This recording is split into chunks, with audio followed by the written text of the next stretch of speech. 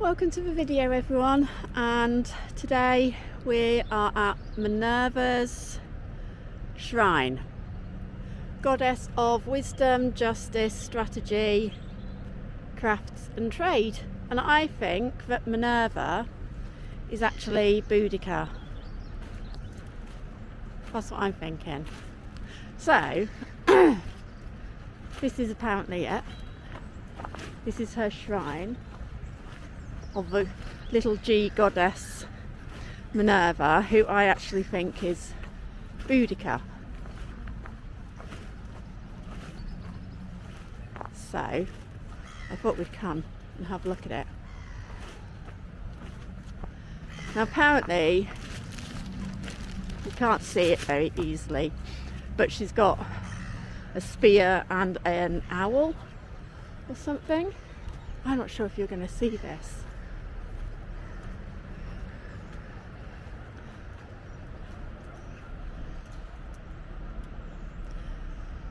And someone's been leaving stuff because I've brought something. Because I think Boudicca was Welsh.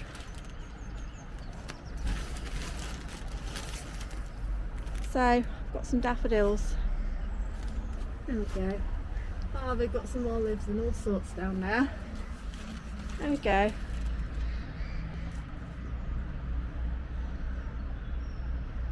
There we go. For who I think was Boudicca.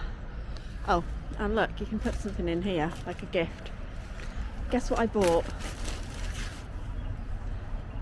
A leek. I'm going to keep the other one, Boudicca, because I'm going to put it in a minestrone soup. I make great minestrone soups.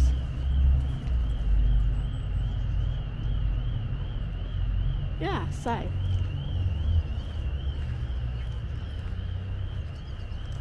I'm of the mind that Boudicca was in fact Minerva, and this is her resting place.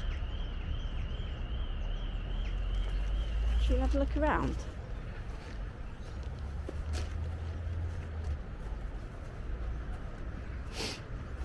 I wonder if apparently it's a quarry.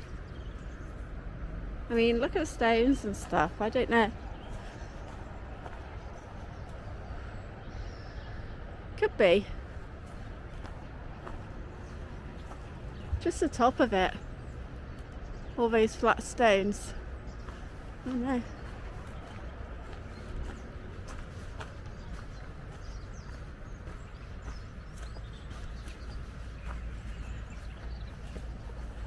Anyway, I just wanted to leave something because I find the story of Minerva to be inspiring, but also I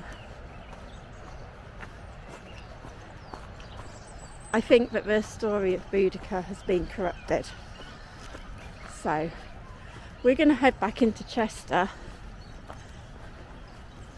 have a look around there, and I'm going to talk about where my thoughts are running on this, because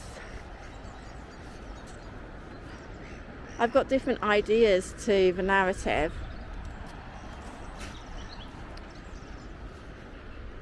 And so I thought that I'd talk them through. Okay, I'll come back on in a minute. But these must be the gates into the walled city.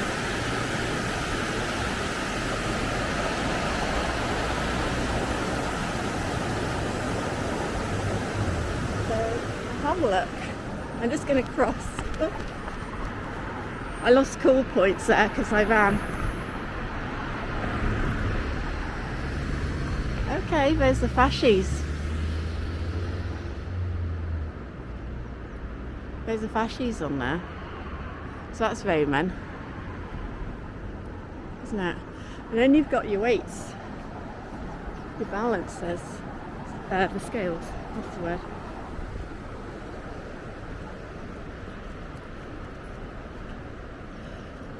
Yeah. See that? His scales.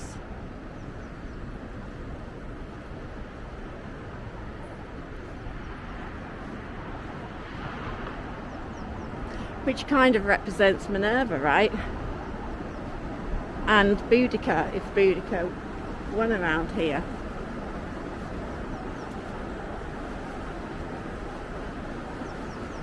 And I've good reason to believe, because the thing is, they're saying that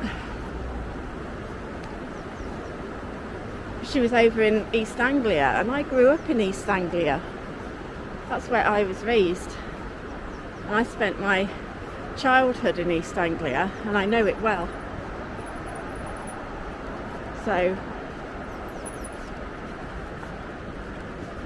on the school holidays, I would travel from East Anglia over to North Wales, which was about 4 or 5 hours.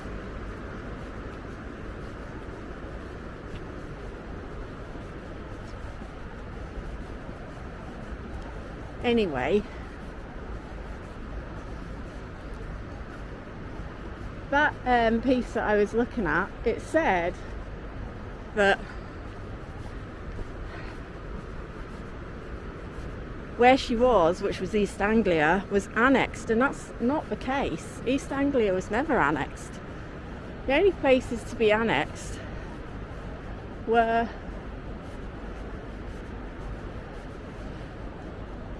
Scotland and Wales.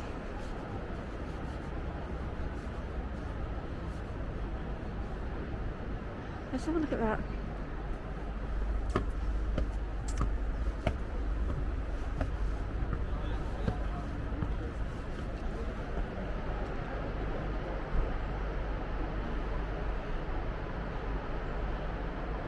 Something steps created by the corporation of this city 1700.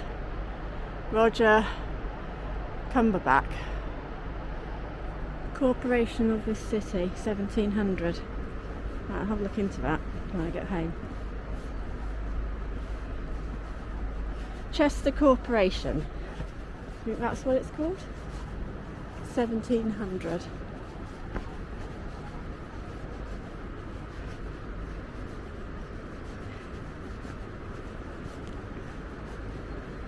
The leek and the daffodil, by the way, they are Welsh symbols to do with the wars that are claimed to have happened between the Celts and the Anglo-Saxons, and I'm questioning whether that actually happened as well. I'm wondering myself if the Celts hired the Anglo-Saxons, because one of the issues that I have, and Mark Windows did a really good video sort of confirming the things that I've taught, what I've read in my antique books, that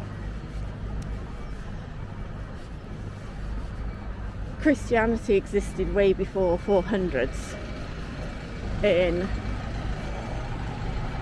the UK. And it was probably in my 1800s books they are recorded as 124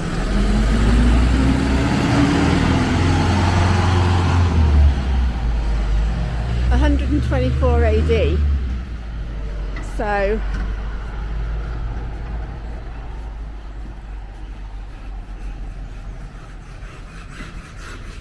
I think that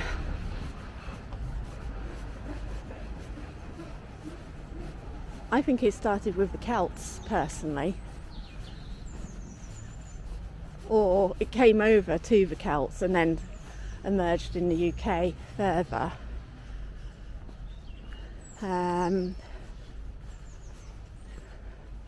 Look at that.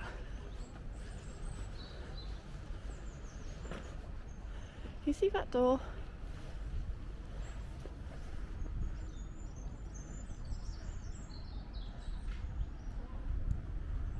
Looks like windows were there.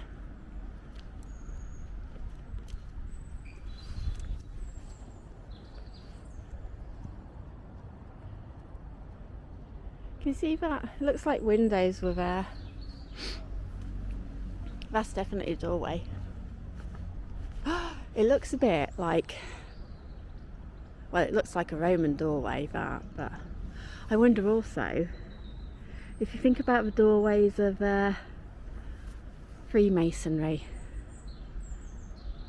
and I'm of the mind that perhaps the Anglo-Saxons were the original Freemasons, and there was good intention behind it,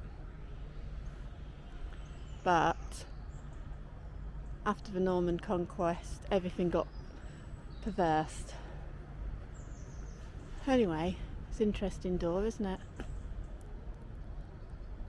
I wonder what's underneath the walls. I wonder if it's like tunnels and stuff. Well, it must be, right? I mean, they've built on top, but that's interesting. Okay, so yeah, I've still got to look into Freemasonry in the Anglo-Saxon times. I've still got to look into the walls, and I believe that they made dikes, because Offa's Dyke was we're told was at the time of the Anglo-Saxons along the Celt border. So I have to look into all this. This is when I'm going to start to have a good idea of what actually happened in our history here.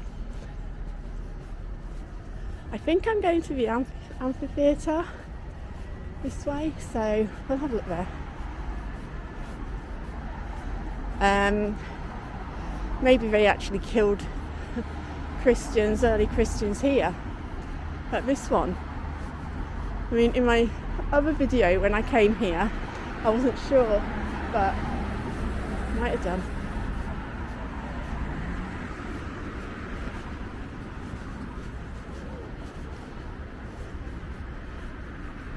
Yeah.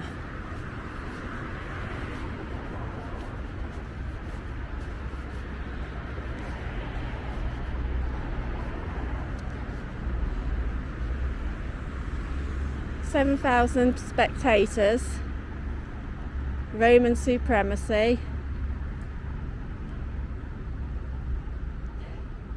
The first was a smaller one built after AD 80.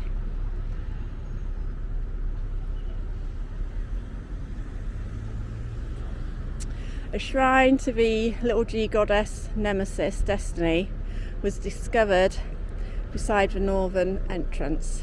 I don't know what's north.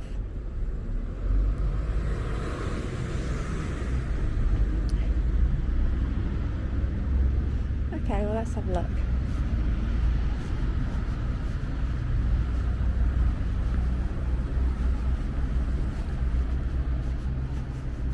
I'm very aware that I'm like completely twisting the narrative completely. And so there's going to be people really agitated with what I'm saying here, and I get that. But you know, I have to go with what I believe to be true, and I know that our mainstream narrative is such a lie.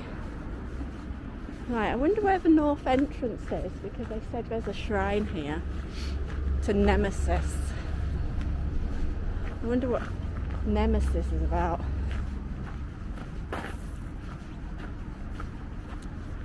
Oh, is this it? Altar to Nemesis.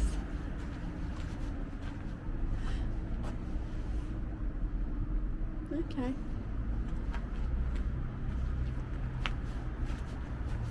I mean, it could... How do they know?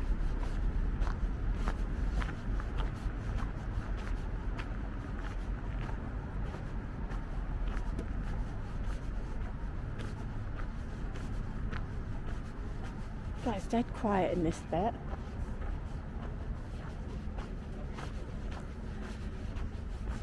Right, yeah, so I'm of the mind that there was a Freemason group which started with the Anglo-Saxons. If you think about everything today, I feel like it's complete reverse of what actually happened 66 AD to 1066.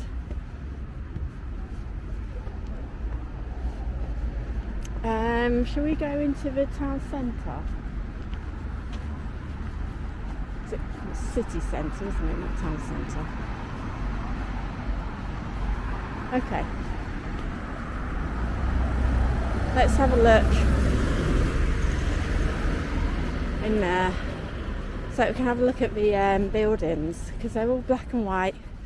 We know that they've got that old Saxony look from Germany, which is why I'm of the mindset that it was the Anglo-Saxons who built them, or built this city.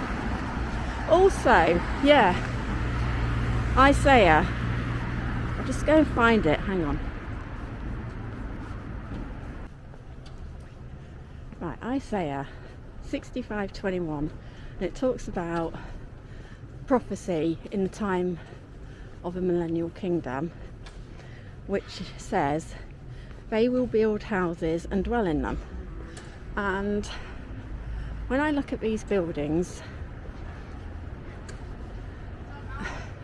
they're all made from this cob, aren't they? Timber and cob. And cob was like clay mixed with straw and sand and water.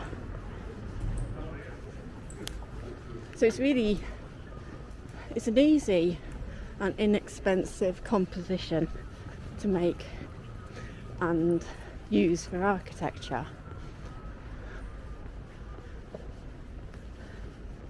Which is natural as well, which I'm sure they would have been using in that Millennial Kingdom period. So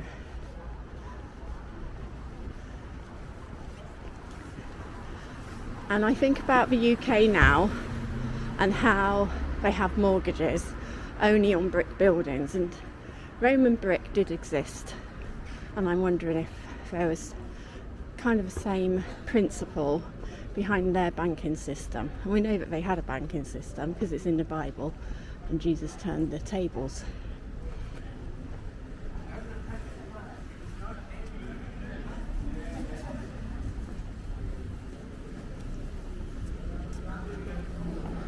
So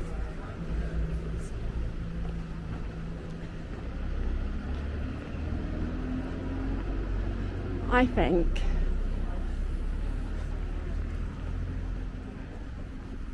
that it could have been the case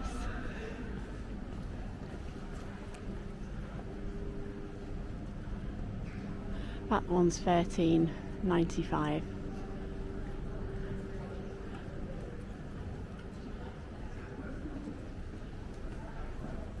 Yeah, so it could have been the case, but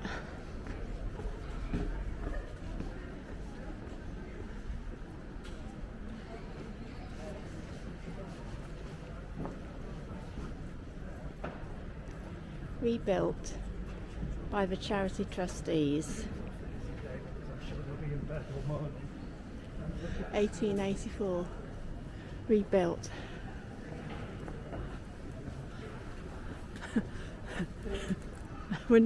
I wonder if rebuilt means founded, and I wonder if founded means taken, conquered.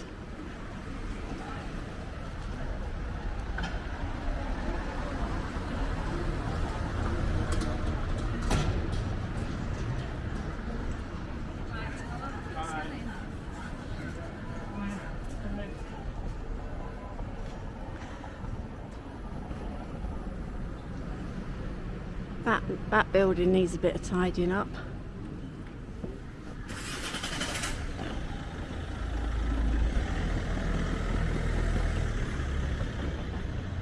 Right, yeah, so these are my thoughts here.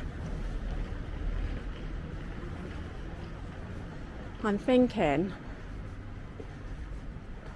what am I thinking? I've just forgotten everything that I was thinking.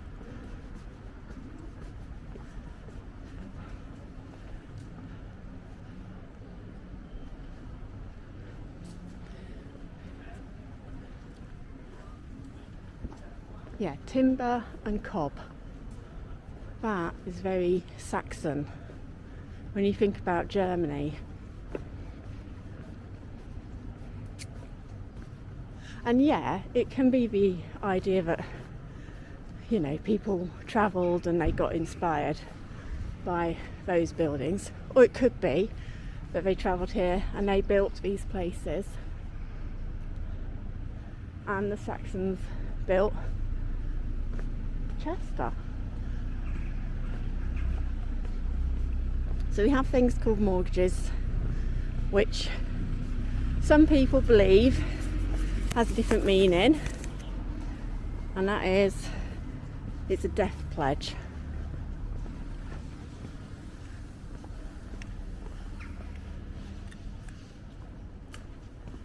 And it's all part of the banking system, because you can only get a mortgage on, in the UK, you can only get a mortgage on brick houses and stone houses. You can't get them on wood or anything like that. Probably not newly built cob either. So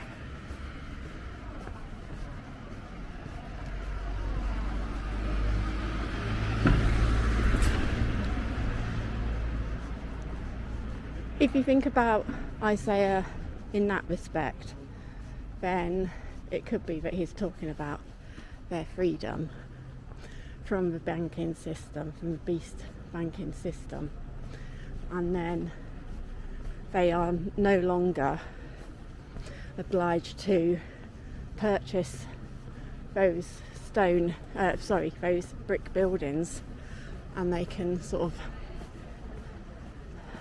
I guess, diversify and create different types of buildings, because they're not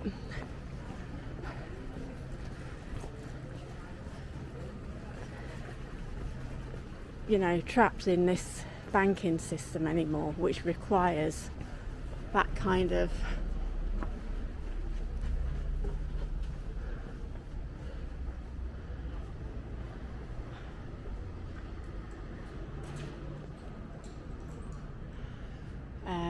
they're not in that banking system anymore, which requires that purchase type.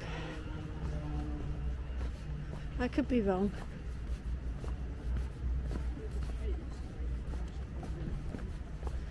But this banking system that we have does require certain industry, and maybe that was all abolished in the time of the Millennial Kingdom. Mind you, I do love these Georgian houses.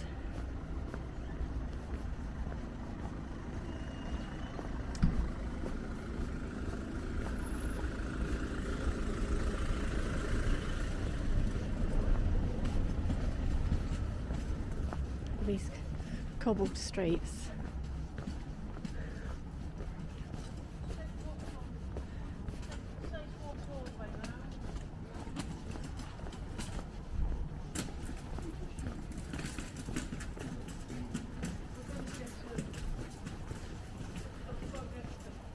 So I did quite a bit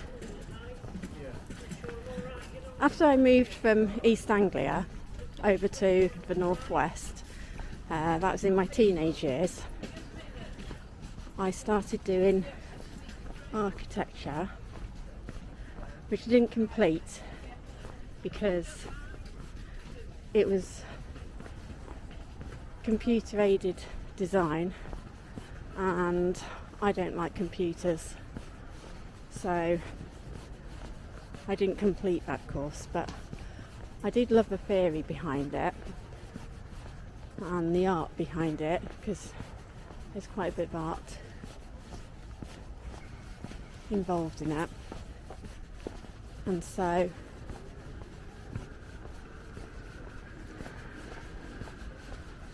I did pick up a few things about the building techniques of these different periods of time.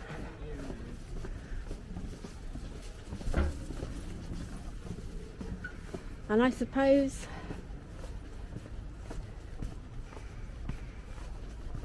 I did question a lot of that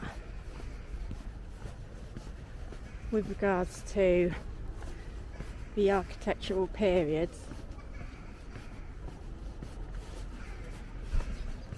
Tudor, because we're not told much about the Anglo-Saxons other than they lived in these mud and straw huts, which I totally don't believe.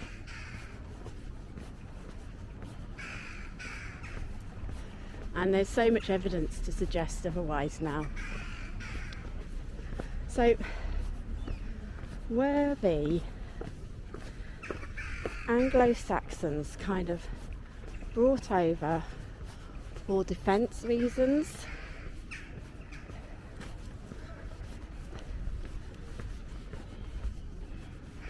And that's where their kind of Freemasonry, if there was any, started. And then perhaps as the Normans came over, they went over to Armorica, which I think is America. And I've got a really rare Anglo-Saxon surname in our family, and there's only 400 or 500 of us in the world.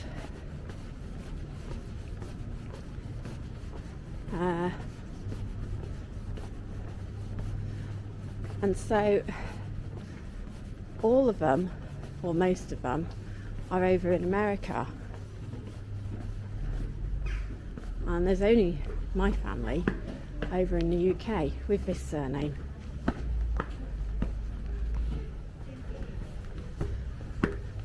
There's about 30 in Germany.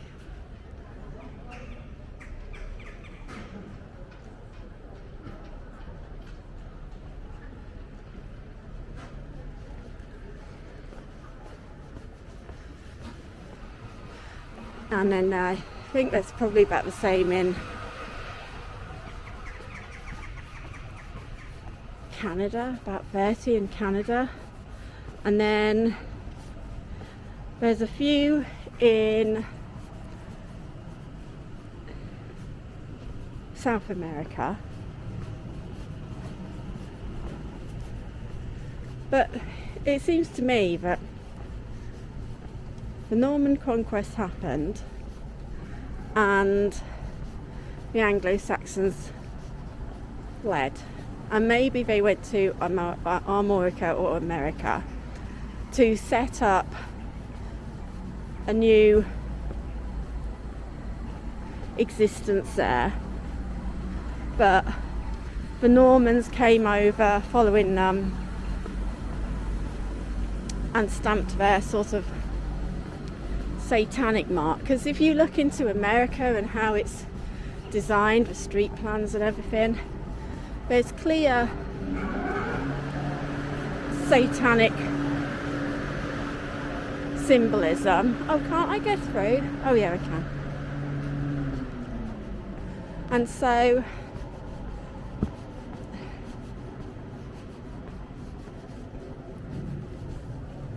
I'm kind of thinking that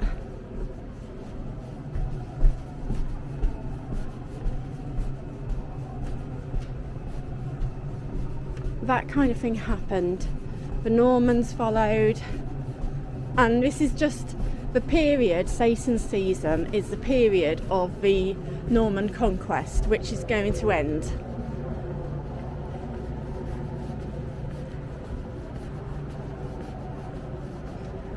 And so I could be very wrong. but I don't know.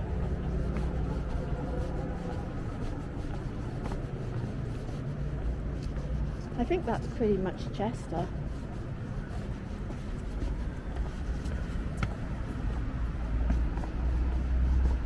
I think that's it.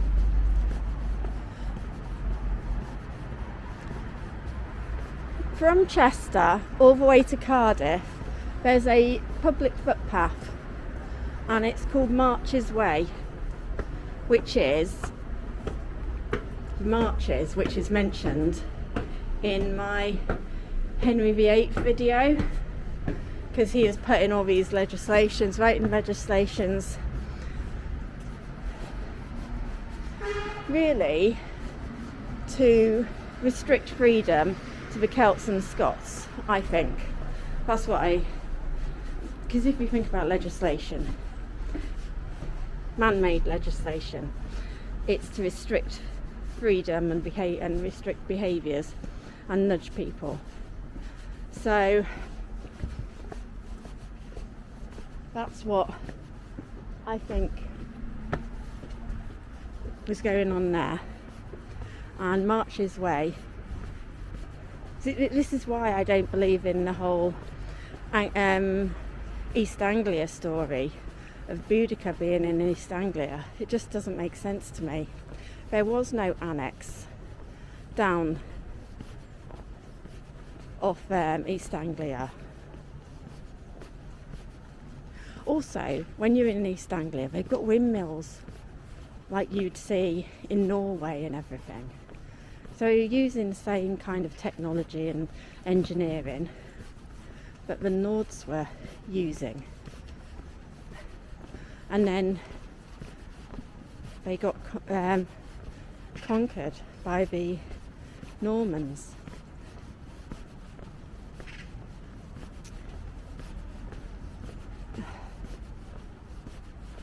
It's just a problem at proving any of this. It's really irritating.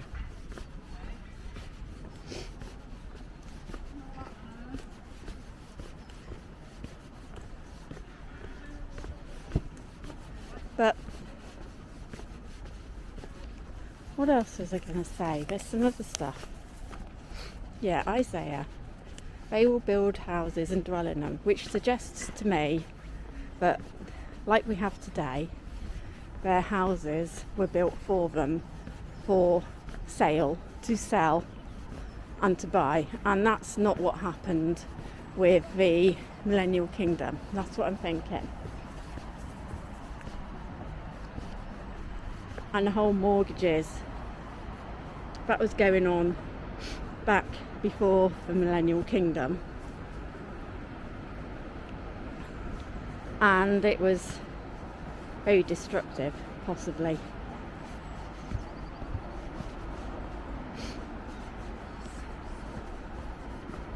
And also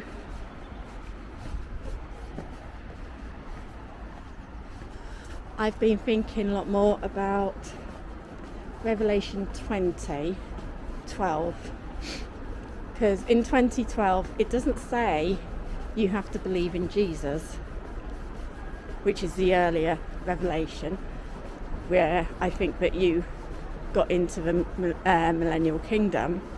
I think, well, Revelation 20 says that you're judged according to your works. That's really different.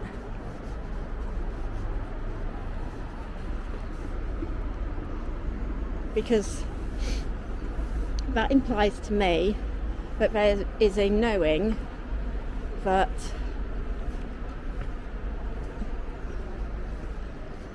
the story of Jesus and the Bible will kind of be lost and misinterpreted repeatedly with different sorts of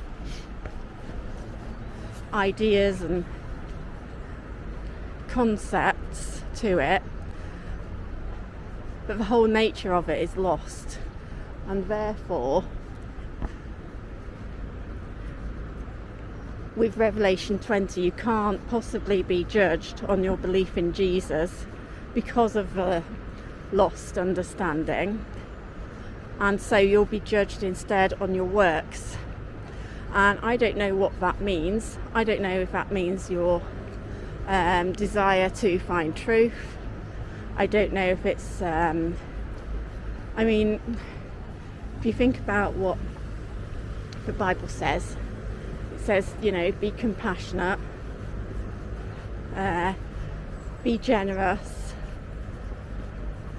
search for the truth, those sorts of things. So I would imagine that works, when it's saying you will be judged on your works, it's talking about that. It's talking about your compassion for others, your generosity, your desire to find truth. That's what I'm thinking. Because there is no mention of Jesus in that time. And then, here's another interesting idea, which again I could be completely wrong about, but Revelation 20 is all about resurrection. So it's resurrection in preparation for the time of Jesus, for the Millennial Kingdom, that season. Then there's a new resurrection after that, which is Satan's season, which I think that we're in now. And then I guess maybe there's a resurrection for after Satan's season, or we just continue and live a long life. I don't know. But I was watching this video, it was last night actually, and it was really nice. I'll link it, and I'll link the Mark Windows video about Christianity arriving, how early it arrived, because that was a really fascinating one. But it was a bit more New Age, I guess. It talks about reincarnation, and I'm not of the belief that we are reincarnated. I'm of the belief that we are resurrected. So in that one, it took a very Calvinistic point of view, but your journey is mapped out for you, like predestination, basically.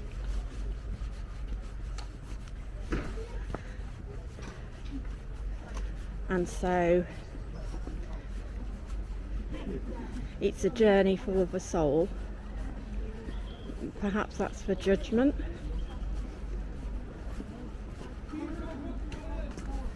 And so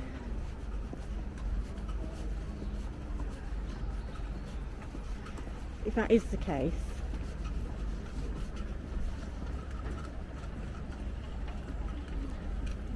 and it's a journey for the soul, then perhaps there's some nice houses around here, aren't there?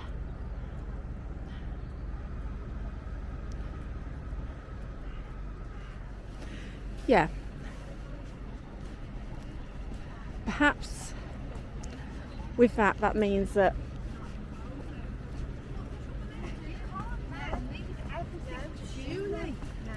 there are tests and pre-planned tests.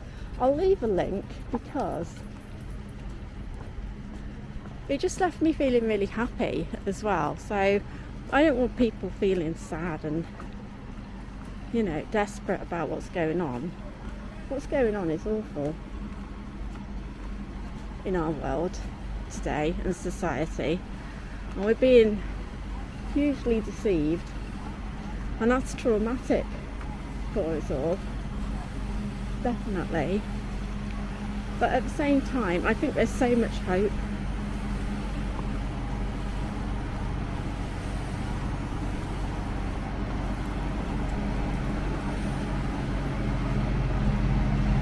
And maybe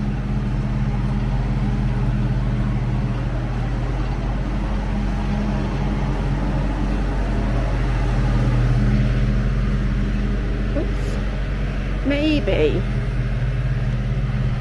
the point of this resurrection, should it be the case that we are in another resurrection, the point of this one is to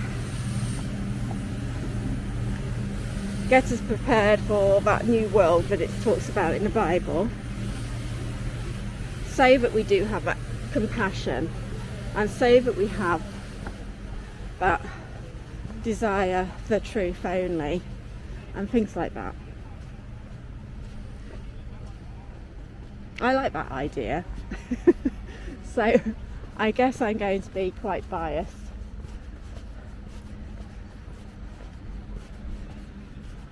I think that video did say that, you know, you kind of shape your own reality, or, you know, it talked about soul guardians or things like that. So I would say that I believe in guardian angels.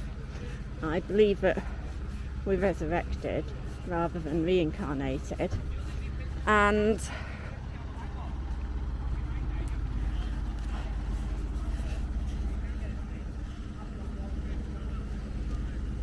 I suppose actually, if you think about it, you know, he's got this new age idea, and if you think about what I just said with Revelation, oh, I've forgotten what it was now.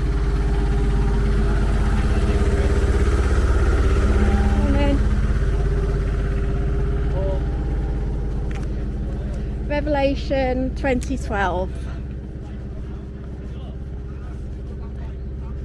Judged according to your works. So,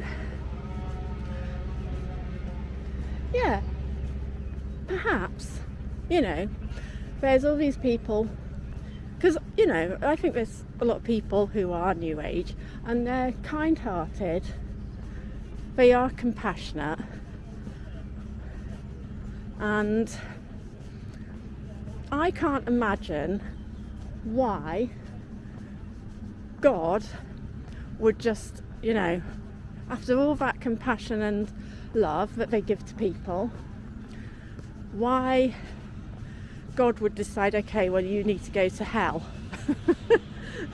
You know, that to me hasn't really made sense. So I was reading up on that over and over. 2012, Revelation 2012, and, you know, we do have all these different ideas. So it would seem to me to be unreasonable for God to say, well, in the circumstances that we're in today, for God to say, well, you don't believe in Jesus. Yeah, you're kind-hearted, you're decent, you're compassionate, you don't believe in Jesus, so I'm going to kill you and you're going to go to hell. I don't know, I'm not of that mindset, because I think about God and I think about his law, and he is fair.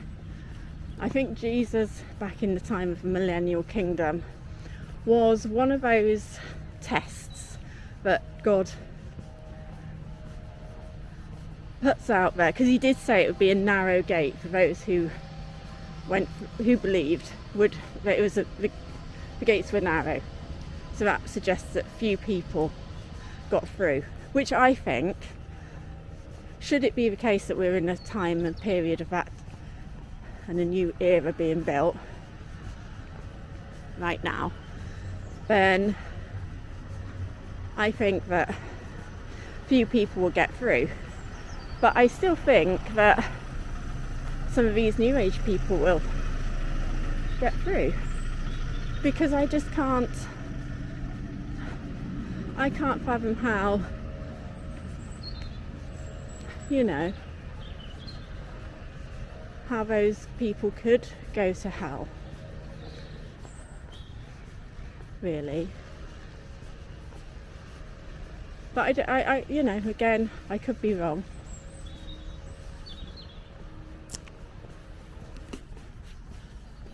More nice houses.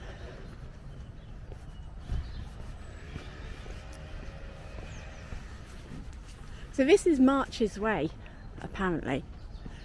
This walk here.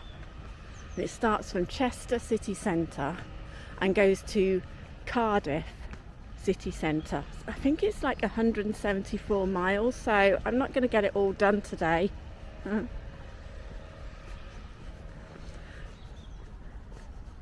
But we'll start it. We'll make a start.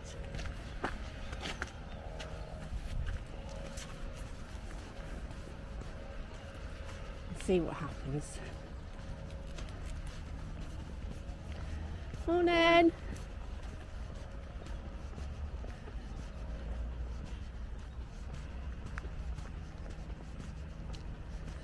Yeah.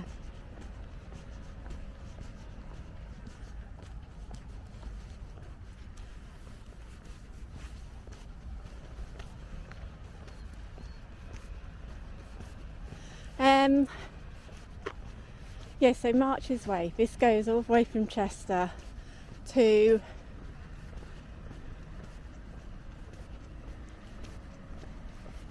what's it called? Cardiff. And this is the marches where Henry VIII put all these laws restricting their free trade and everything. Now I do know that Chester is also a place where they did the witch trials. And apparently down these hills they would pack people into barrels, suspected witches, and if the barrel sunk, it was considered that they were not witches. But if the barrel floated, then it was believed that they were witches, and so they were killed, like set on fire and all that kind of stuff. And I don't know why I wasn't like all that, like I was a bit apathetic, I guess, towards this whole witch trials thing. Maybe not. I don't think I thought too much about it, I guess. And it's only now that I've started to think about it. And then I read the legislation and it was shocking.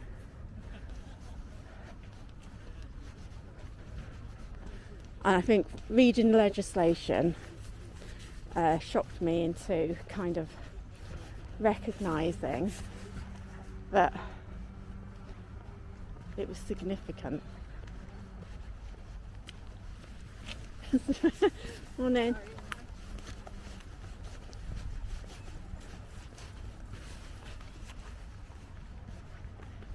These dogs go swimming. My dog still won't go swimming. He's a water dog, but he won't go swimming.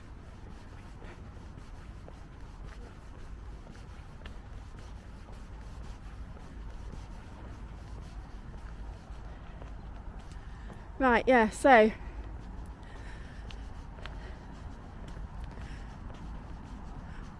the thing is, we've got so much history to go through. Loads of it. Absolutely tons of it.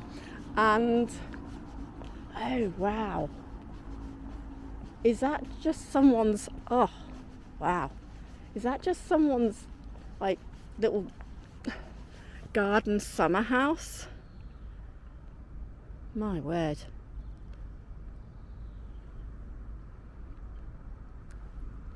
I'd take that little garden summer house just for me. That is beautiful. Look at that pink house.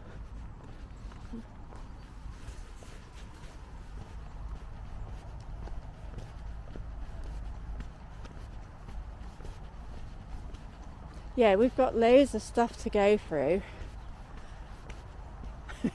It's going to really irritate people who are dead set on the narrative.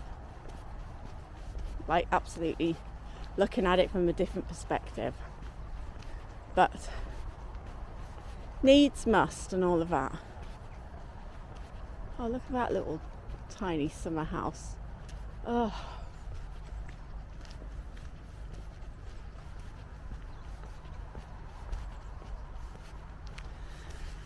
yeah, so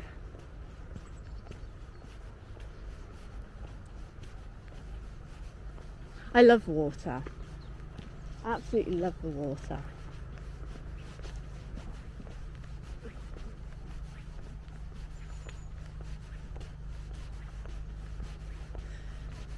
Yeah, we've got lots of stuff to catch up on and try and look into. So I'll look into the walls and the annexes basically that we're told about the Roman time, but we're also told about the Anglo-Saxon time like 400 years later. I'm not convinced, so we're going to look into it. And we'll see how things go with that. I might come and do March's Way when I've done, but I might do it sort of mid-section or something like that, when I've done a bit more research into it and know a bit more about it.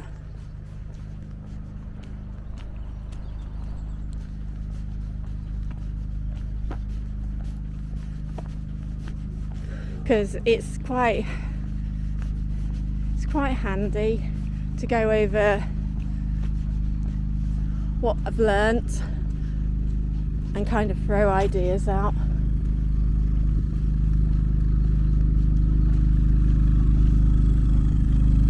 And try and get a grasp of what's happened.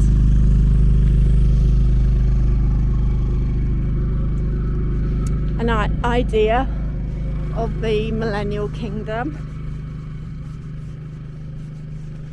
Right, it seems to be like we're near the end now.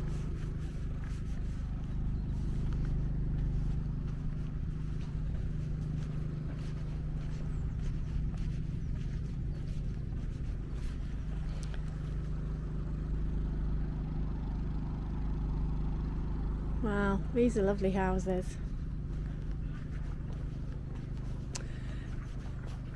Yeah, I'll keep looking into all the other stuff. I'm really enjoying it, and also it takes my mind off what's going on at the moment, because I'm really struggling to decipher what is real and what is fake with all of that stuff. And you know, with the news and everything.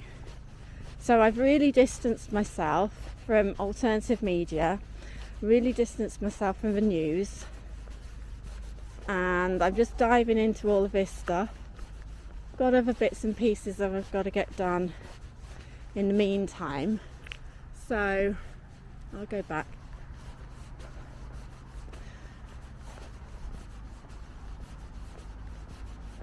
But do you know what it is? I feel really calm. I think that's what it is. I'm feeling really, really calm about the situation that we're in. And it's because I'm not following all the news and everything. And you know, I think it's like Revelation 13 or something. It says, "Come out of her, my people." And maybe the whole point of coming out of the beast system and ignoring it is because it will develop your calmness. And so I suppose with calmness you're more productive and you're thinking more about your future afterwards, after all this time of tribulation happens and there's upset and harm's happening. You know, people are being deceived and destroyed through poison efforts. Then while that's happening, you're still feeling calm and you're still focused on the future in a positive way. Hello. Hello. Oh, yeah. Oh, you're gorgeous.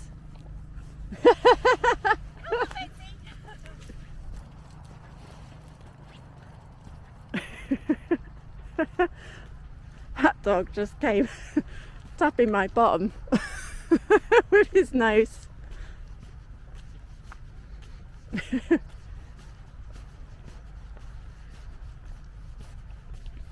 Yeah, I think it's really good to be concentrating on different things, because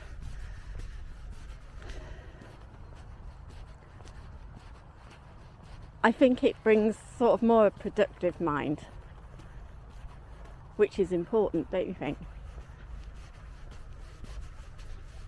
And it helps you think about the future and how things can change in the future.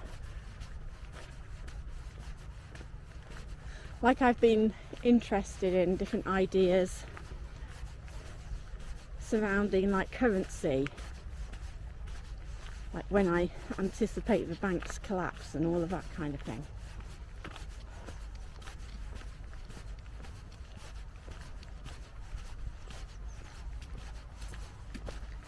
Good morning.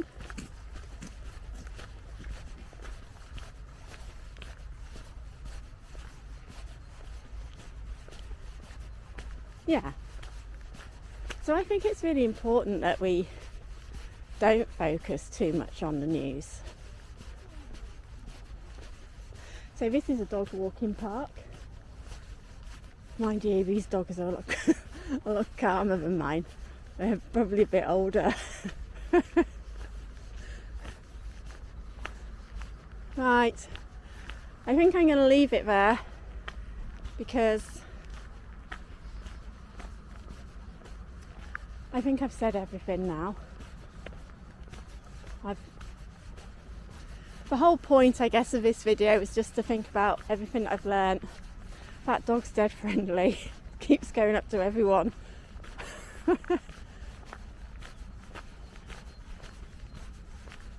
Yeah. So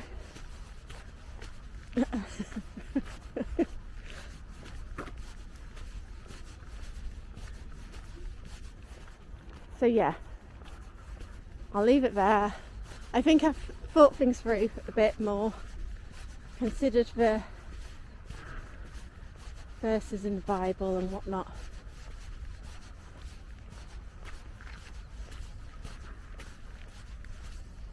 Morning.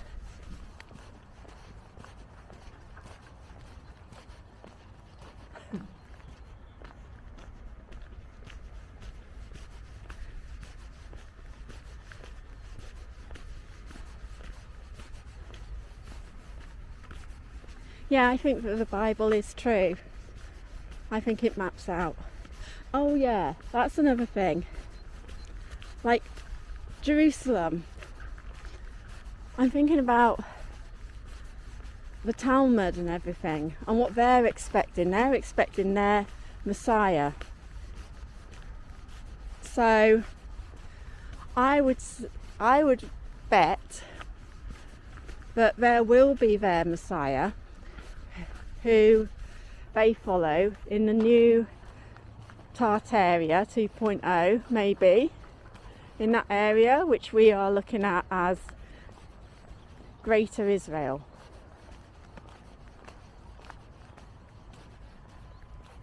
And that's why there's wars over there.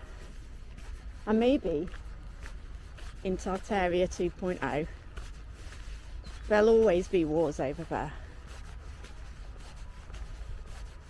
Maybe that's where the people who,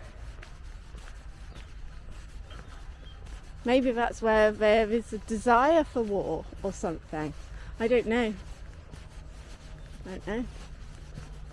But I just see it being really peaceful for us later.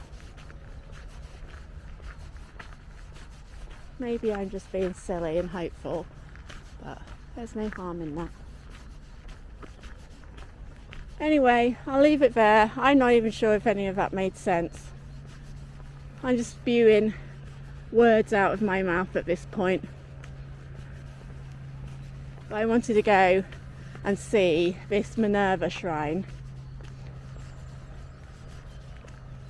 And I wanted to mention Isaiah 65:21, which is about how they build their own dwellings, and I just thought the cob buildings, low production of it, timber, so carpenters, and Jesus was a carpenter. I don't know, it all just connects for me. Dots there everywhere, numbered, you know, like a numbered painting, like that. So that's where I'm at, and I'll leave it there because I'm about to get some noisy drilling stuff going on, so good time to leave it. And I will upload some more videos having a deeper look into these things. Ta-ra!